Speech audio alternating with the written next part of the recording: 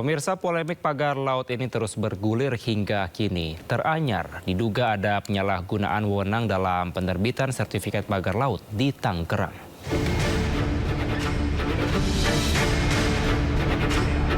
Menteri Koordinator Infrastruktur dan Pembangunan Kewilayahan Agus Harimurti Yudhoyono melalui staf khususnya Herisaki Mahendra menyebut ada dugaan penyalahgunaan wewenang dalam penerbitan sertifikat pagar laut di Tangerang.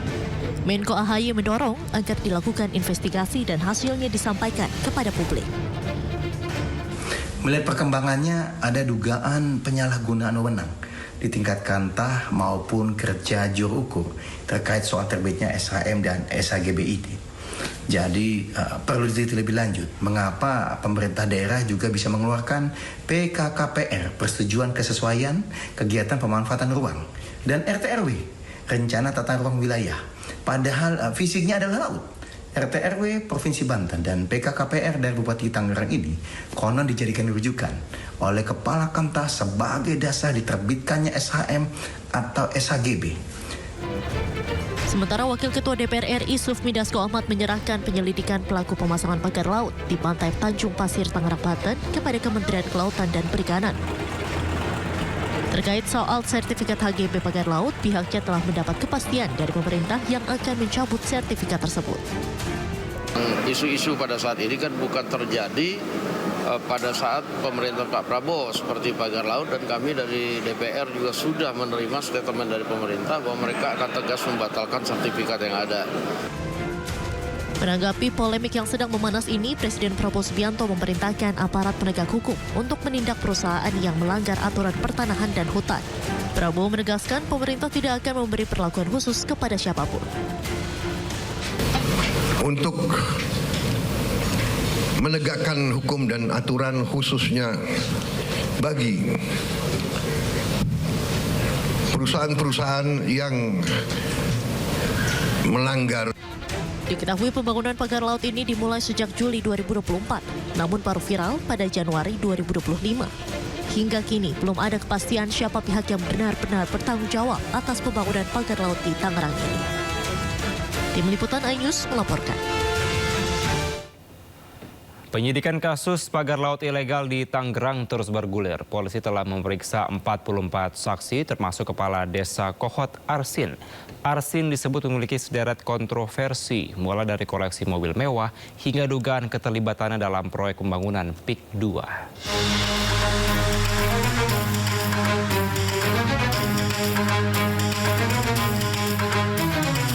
Sedan mewah berwarna putih yang terparkir di garasi rumah Kades Kohot ini menjadi sorotan di tengah kisru sengkarut pagar laut di Tangerang, Banten yang masih menjadi polemik. Harta kekayaan Kades Arsin bahkan kini menjadi perbincangan, termasuk mobil mewah Rubicon milik Arsin yang kini sudah tak tampak keberadaannya sejak kasus pagar laut mencuat.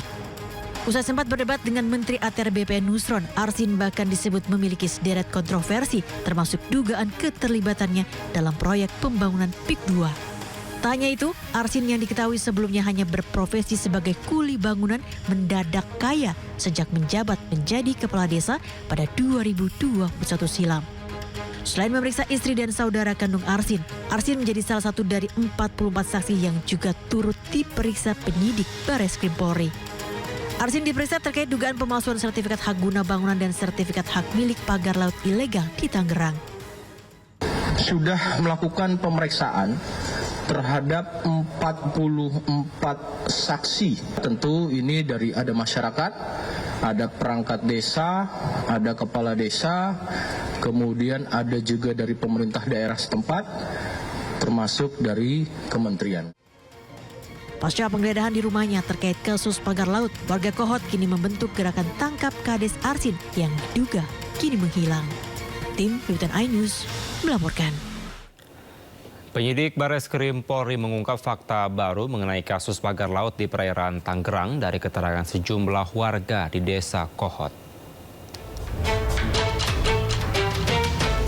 Direktur Tindak Pidana Umum Barreskrim Polri Brigjen Juhandani Raharjo Puro mengatakan berdasarkan keterangan sejumlah warga yang digunakan namanya dalam girik, mereka menyatakan tidak mengetahui pembuatan dokumen yang dilakukan Kepala Desa Kohot Arsin. Juhandani mengatakan sejumlah warga yang namanya tertera dalam girik mengaku memang identitasnya sempat dipinjam oleh pihak kantor desa. Namun mereka juga tidak mengetahui tujuan peminjaman identitas tersebut.